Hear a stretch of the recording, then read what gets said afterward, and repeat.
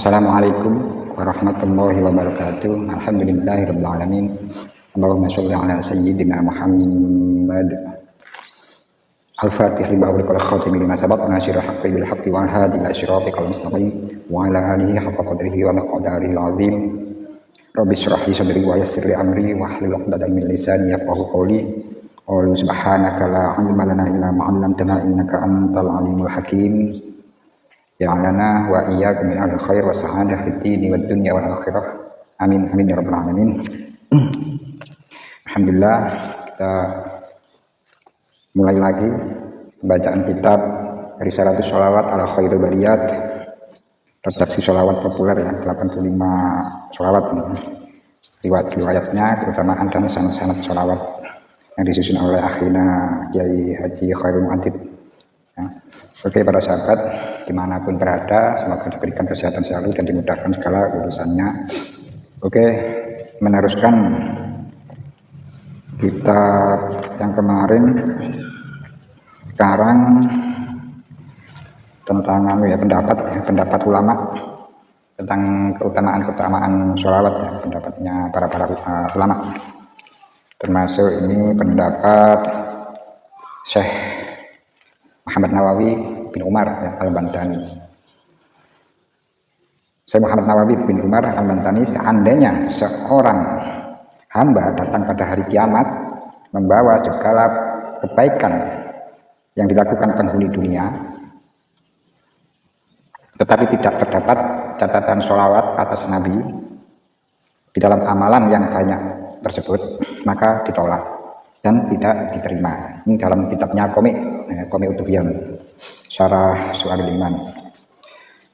Yang terusnya dari Syekh Yusuf bin Ismail An-Nabhani, apabila dirimu sulit mencapai cita-cita, maka lazimkanlah, istiqomahkanlah dengan memperbanyak sholawat dan salam kepada baginda Nabi Muhammad SAW, yakni manusia yang selalu dinaungi oleh awan.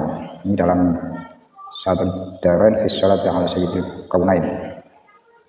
Kemudian dari Syekh Abdullah bin Ahmad Saudan, seandainya engkau melakukan segala perbuatan taat sepanjang umurmu, kemudian Allah Ta'ala memberikan satu sholawat, maka satu sholawat tersebut akan mengungguli setiap bentuk perbuatan taat yang engkau lakukan sepanjang umurmu. Hal itu karena engkau melakukan ketaatan sesuai dengan kemampuanmu. Sedangkan Allah Ta'ala memberikan sholawat kepadamu sesuai dengan kedudukannya sebagai Rabb, sebagai Tuhan. Kemudian dari Syekh Muhammad bin Abu Bakar bin Ayyub bin Qayyim al-Jauziyah, membaca sholawat akan mengeluarkan seorang dari sifat kasar dan keras kepala. Ini dari kitab Jala'ul Afham juz 3. Kemudian dari Syekh Abu Abdullah bin Nu'man bercerita bahwa dia melihat dalam mimpi berjumpa dengan jamaah para ulama yang memperoleh kemuliaan. Kemudian ia tanyakan perihal itu kepada mereka, dan mereka menjawab bahwa kemuliaan yang mereka raih berkat banyak membaca sholawat. Kemudian dari Syekh Abdul Wahab Asy'arani meriwayatkan bahwa Syekh Abu Hasan Ali As-Sadili berkata, aku pernah mimpi bertemu baginda Rasulullah SAW, dan aku bertanya, ada hadis yang menjelaskan 10 rahmat Allah diberikan bagi orang yang membaca sholawat. Apakah dengan syarat saat membaca harus dengan hati hadir dan memahami maknanya? Nabi Muhammad SAW menjawab tidak. Bahkan itu diberikan bagi siapa saja yang membaca sholawat meski tidak paham arti sholawat yang ia baca. Ini dari Syekh Yusuf bin Ismail An-Nabhani tadi ya, dalam kitab Syahadat Darain fi Sholati ala Sayyidil Kaunain halaman 56. Kemudian dari Habib Zain bin Ibrahim bin Ismail mengatakan bahwa di zaman ini sulit atau jarang ditemui guru atau syekh yang ilmunya bersanad yang bisa mengantarkan amalan seorang dalam berhubungan dengan Allah Ta'ala. Untuk menghadapi masalah ini, jika tidak berhasil memiliki guru yang bersanad, maka bisa menggunakan berbagai bentuk atau sifat sholawat sebagaimana sebagai perantara beramal ya, yang insya Allah membuat ilmu dan amal memperoleh ridha Allah Ta'ala. Kemudian kapan waktu-waktu disunahkan membaca sholawat? Ini waktu-waktunya disunahkan membaca sholawat. Mayoritas para ulama berpendapat bahwa kewajiban bersolawat minimal 1 kali seumur hidup. Ya.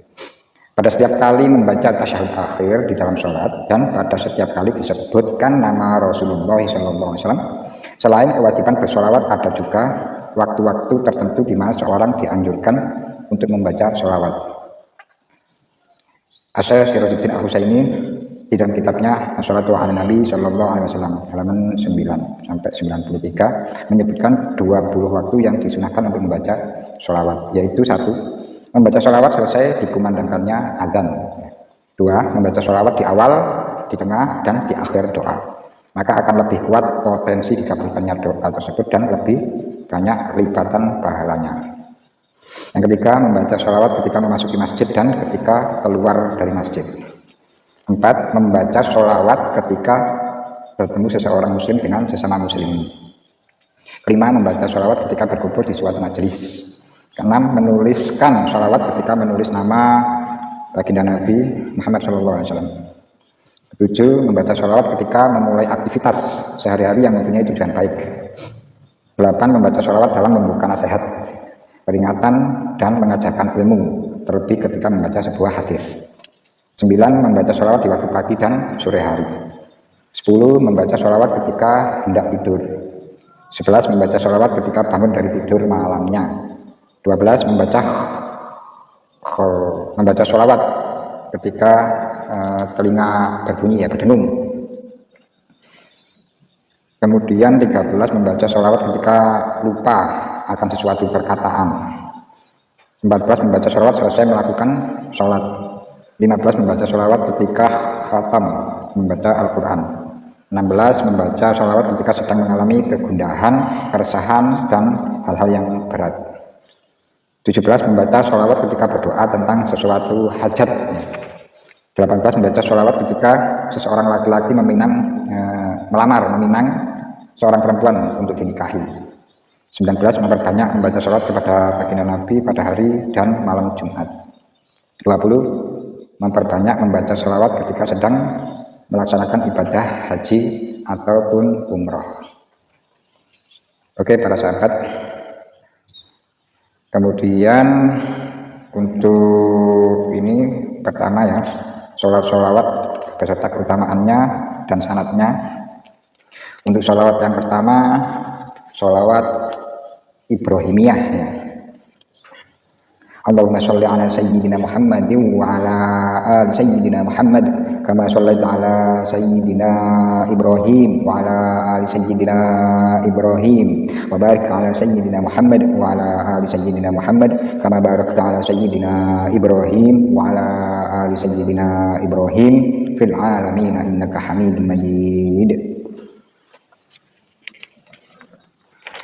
Surat Ibrahimiyah ini ya, Syekh Muhammad bin Abdurrahman Asy-Syakhawi mencatat dalam kitabnya Al-Qaul Badi' fi Sholati 'alal Habib Syafi'i bahwa terdapat 40 hadis yang menerangkan tentang sholawat Ibrahimiyah dengan berbagai redaksi sirot bentuk bacaan. Adapun sirot sholawat Ibrahimiyah di atas diriwayatkan oleh Imam Syafi'i dari sahabat Ka'ab bin Ujrah.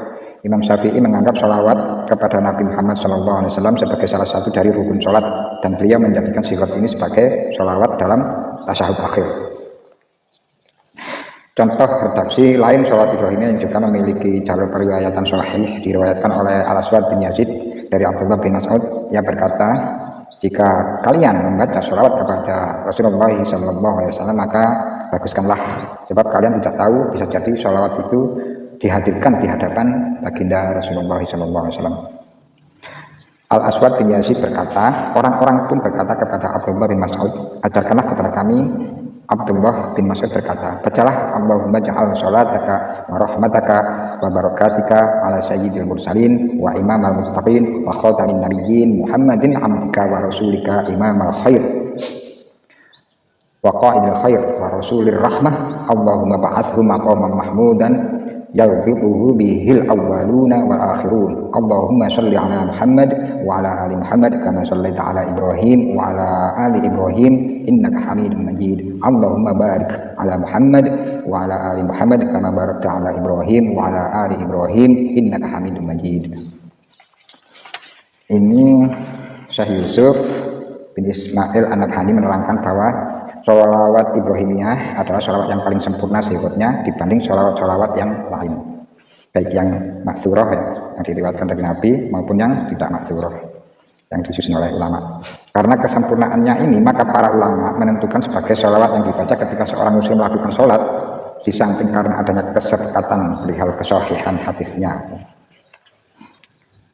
Sholawat ini merupakan sholawat waridah, yakni bersumber dari Rasulullah SAW yang memiliki mata rantai sanad yang bersambung dan didukung dengan periwayatan yang sahih. Banyak perawi hadis yang meriwayatkan sholawat ini diantaranya ialah Bukhari dan Muslim dan sahih mereka, At-Tirmidzi, An-Nasa'i dan Abu Dawud dalam sunan mereka, Imam Malik dalam Al-Muwatta, menurut Al-Hafidz Al-Iraqi dan As-Sakhawi bahwa terhadap hadis sholawat Ibrahimiyah ini adalah muttafaq alaih, disepakati oleh kesahihannya ya, oleh Bukhari Muslim.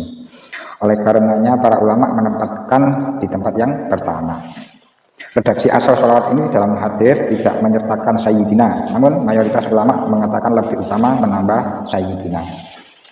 Imam Romli ya, dalam syarah Minhaj mengatakan yang lebih utama dalam menambah ziyadah sayyidina karena pertimbangan tata krama kepada Nabi. Tata krama dalam ibadah lebih baik dilakukan daripada ditinggalkan.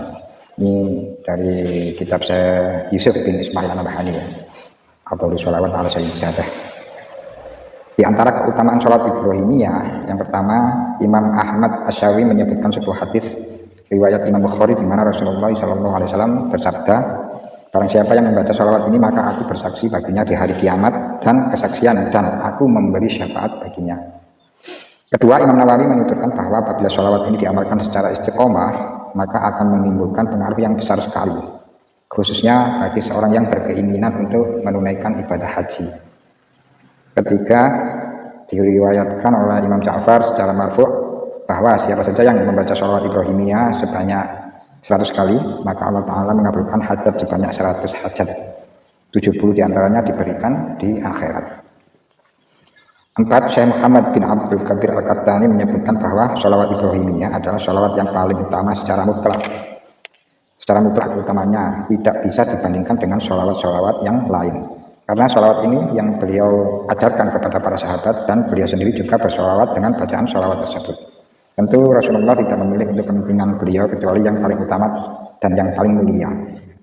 Ini dari kitab Rabi'atul Qaum Muhammad bin Abdul Kabir Al-Qattani. Kalau sanadnya ini akhirnya Kiai Khairul Mu'attib mengambil dari ini langsung di tawassul saya. Ila jami' masyayikh isnadi hadhihi shalah ila sahibiha wa hum Kiai Haji Abdul Hanan Maksum, ya, dari Kiai Hanan Maksum an Kiai Haji Muhammad Ahmad Sahal Mahfud, kemudian dari Kiai Sahal Mahfud an Syekh Muhammad Yasin Al-Badani, dari Syekh Yasin Al-Badan an Syekh Jam'an At-Tankaroni an Syekh Nawawi Al-Bantani, dari Syekh Mahmud Al-Farimbani, dari Syekh Aqib Al-Farimbani, dari Syekh Abdul Majid Al-Munali, an Syekh Muhammad Khafnawi, an Syekh Muhammad Al-Kurdi, dari Syekh Abdul Muhsin, dari Syekh Abdullah Al-Basri, dari Syekh bin Salim Al-Basri, dari Syekh Muhammad bin Alauddin Al-Babili, an Syekh Ahmad bin Khalil As-Subki, dari Syekh Najim Al-Ghaiti, an Syekh Zakaria Al-Ansari, dari Syekh Abdul Rahim Al-Furati, an Syekh Muhammad Al-Khajraji, an Syekh Abdul Hasan Ali As-Sa'di, dari Syekh Ahmad bin Muhammad Al-Lubani, dari Syekh Abi Ali Al-Hasani Al-Haddadi, an Syekh Muhammad bin Ya'qub Al-Asam, dari Syekh Ar-Rabi' bin Sulaiman Al-Muradi, dari Imam Mujtahid Muhammad bin Idris Asy-Syafi'i, dari Syekh Ibrahim bin Muhammad An-Sa'di bin Ishaq, dari Abdurrahman bin Abi Layla an Ka'bin bin Ujrah, dari baginda Rasulullah sallallahu alaihi wasallam wa radhiyallahu anhum ajma'in, hasallallahu maqasidana bi'ulumihim wa ijazatihim rahmatullahi alaihim wa ridwanuh. Syaikhun lahumul Fatihah. A'udzu minasyaitonir rajim. Bismillahirrahmanirrahim. Alhamdulillahirabbil alamin. Arrahmanirrahim. Maliki yaumiddin. Iyyaka na'budu wa iyyaka nasta'in. Ihdinas siratal mustaqim. Siratal ladzina an'amta 'alaihim ghairil maghdubi 'alaihim waladdallin. Rabbil wal walidayya wal mu'minina amin. Oke para sahabat, sampai di sini dulu ya, satu sholawat dulu, dan kali kita sambung lagi. Oke, wabillahi taufiq wal hidayah. Wassalamualaikum warahmatullahi wabarakatuh. Terima kasih, salam santun untuk semuanya.